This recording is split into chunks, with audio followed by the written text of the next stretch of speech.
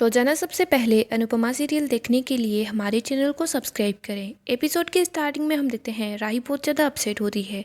राही के हाथ में चोट भी लग जाती है। प्रेम राही के पास आता है, उसको समझाता है कि तुम्हें क्या हो गया।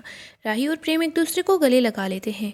प्रेम सोच रहा होता है, मुझे पता है राही, तुम्हें मम्मी के लिए बुरा लग रहा है। प्रेम राही को बोलता है, तुम यहाँ पर रेस्ट करो। प्रेम राही के हाथ पर पट्टी करता है, उसको बोल रहा होता है, माँ ने मम्मी के साथ बहुत बुरा किया, लेकिन अगर यही हरकत मम्मी कर देती ना तो तुम मम्मी पर पहाड़ उठाकर गिरा देती, और तुमने पहले भी ऐसा कुछ किया है। और रही बात मम्मी की, मम्मी ने माँ को किसी के सामने एक्सपोज नहीं किया, किसी को कुछ नहीं बताया। मम्मी चाहती कि तो इस बात का बतंगड़ बना सकती थी, लेकिन मम्मी ने ऐसा कुछ नहीं किया। राही बोलती है, प्रेम, मम्मी को कितना डर लग रहा होगा ना उस टाइम पर, उन्हें कुछ दिखाई भी नहीं दे रहा था। पता नहीं अगर उन्हें कुछ हो जाता तो। प्रेम, मुझे पता है माँ अभी आर्यन के दुख से बाहर नहीं निकली है, लेकिन माँ को मम्मी के साथ ये नहीं करना चाहिए था। मैंने माँ को यहाँ पर रोक लिया क्योंकि उनका हमारे अलावा कोई नहीं है, इसी वजह से मैंने उन्हें रोका। प्रेम बोलता है, राही, तुम माँ का दर्द समझ सकती हो लेकिन मम्मी का दर्द नहीं समझ सकती। तुमने माँ की गलती माफ़ कर दी, तुम मम्मी की गलती को क्यों पकड़ कर बैठी हो। राही बोलती है, प्रेम, मुझे मम्मी से मिलना है, मैं उनसे मिलना चाहती हूँ। राही को बार बार याद आता है कि उसने अपनी मम्मी को क्या कुछ बोला है।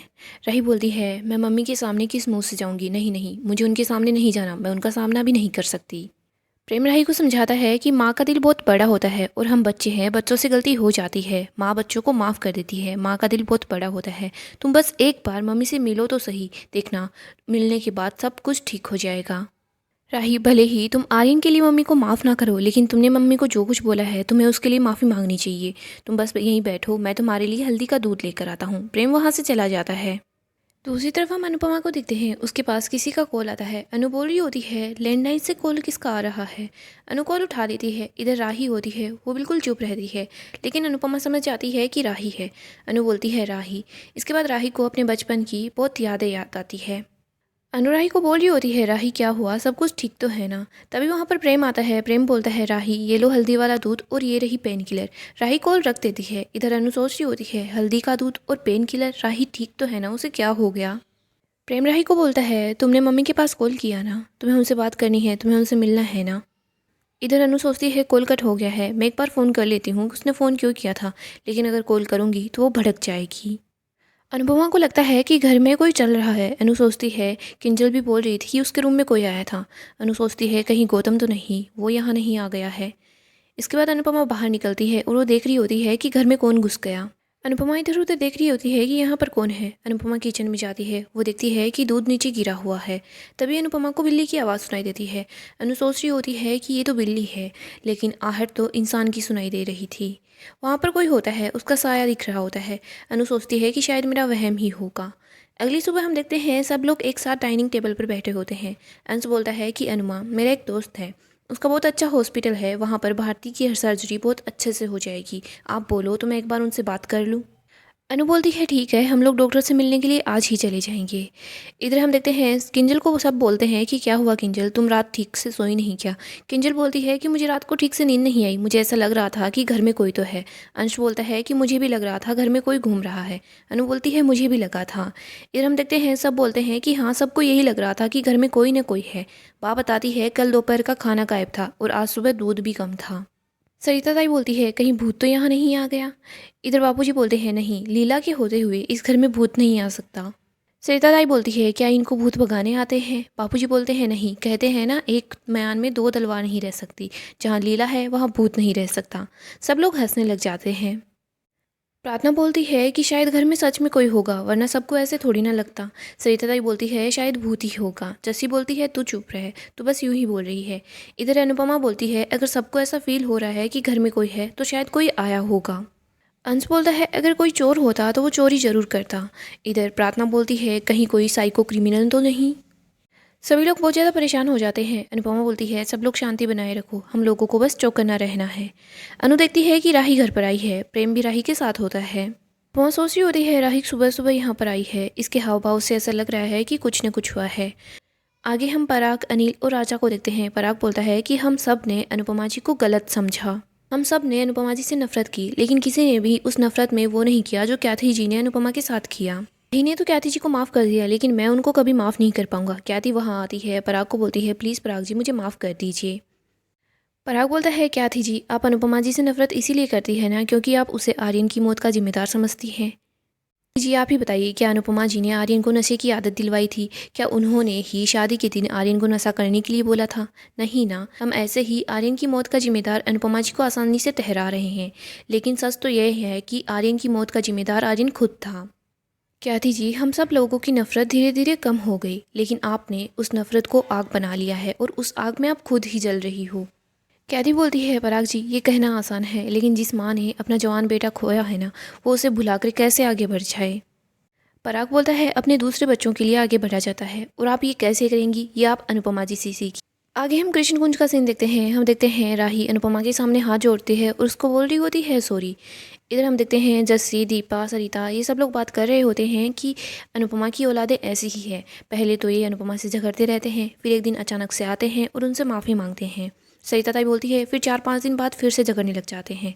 इधर बाप बोल रही होती है, कहीं मैं सपना तो नहीं देख रही, या सच में राही अनुपमा से माफ़ी मांग रही है।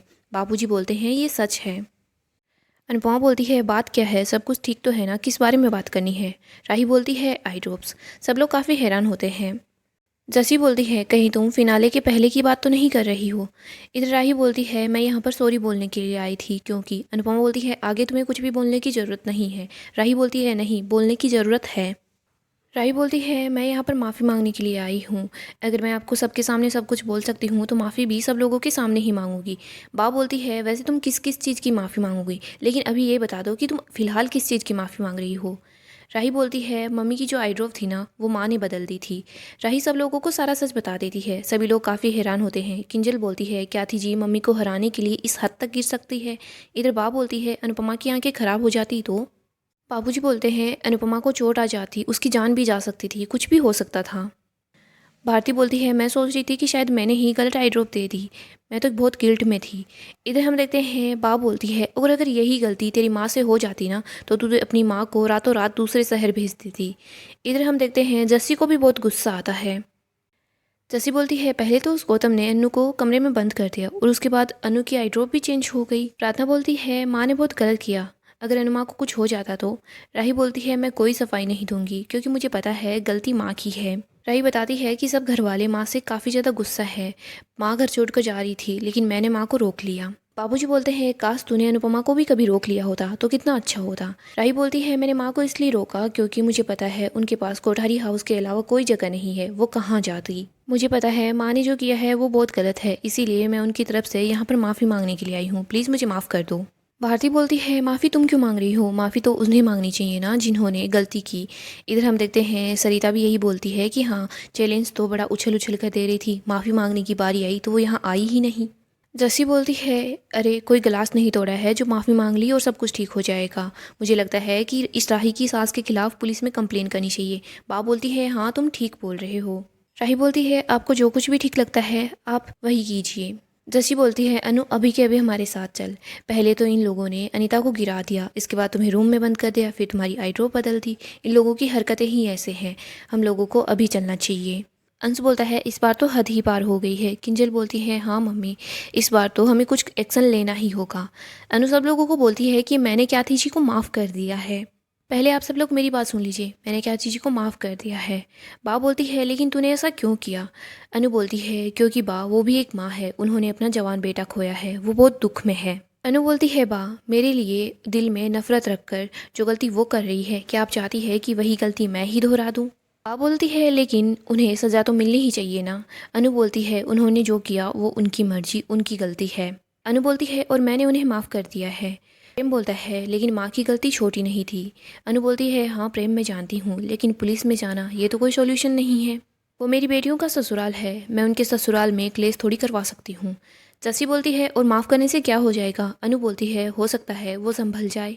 ये रिश्ते हैं, कोई व्यापार नहीं है कि आज इसने ऐसा कर दिया तो मुझे तो इसका हिसाब बराबर करना ही होगा, ऐसा नहीं होता। और मेरा दिल यही कहता है कि क्याथी जी को उनकी गलती का एहसास हो गया है तो उन्हें माफ़ कर देना चाहिए। बापूजी बोलते हैं, अगर उनको गलती का एहसास होता ना तो राही यहाँ पर नहीं होती, क्याथी जी यहाँ पर होती। अनु सब लोगों को बता देती है कि क्याथी जी मेरे पास आई थी और वैसे भी उन्होंने मुझसे माफ़ी मांग ली। वो चाहती थी कि मैं खुद जाकर कोठारी हाउस में सबको सच बताऊं, लेकिन मैंने ऐसा नहीं किया। अनु बोलती है कि अगर सुबह का भूला शाम को घर आ जाए ना तो उसे भूला नहीं कहते। अनु राही को बोलती है तूने अच्छा किया उन्हें रोक लिया, वरना वो कहाँ जाती। तुम पराग जी और क्याथी जी को बोलना कि वो इस बात को भूल जाए। राही अनु को थैंक यू बोलती है। अनु राही को गले लगाना चाहती है लेकिन राही अपने पाँव पीछे कर लेती है। गाइस, डेली अपडेट के लिए आप हमारे चैनल को सब्सक्राइब करें, साथ ही साथ वीडियो को भी लाइक कर दें। नेक्स्ट एपिसोड में हम देखते हैं अनु भारती के साथ हॉस्पिटल आती है। यहाँ पर वो देविका को दिखती है। अनु को यहाँ पता चल जाता है कि देविका को कैंसर है। अनु सोच रही होती है कि देविका को कुछ तो हो गया है, वो मुझे बस बता नहीं रही, मुझसे कुछ न कुछ छुपा रही है, लेकिन मुझे पता लगाना ही होगा। तभी अनुपमा वहाँ पर नर्स को बात करते हुए सुनती है कि देविका के सनग्लासेज है ना, वो तो कैंसर वार्ड में ही रह गए हैं। यहाँ अनु को सब समझ आ जाता है कि देविका को तो कैंसर है, लेकिन देविका ने अनु को कुछ नहीं बताया, जिसकी वजह से अनु बहुत ज़्यादा दुखी हो जाती है। वो सोच रही होती है कि मुझे देविका से बात करनी ही होगी।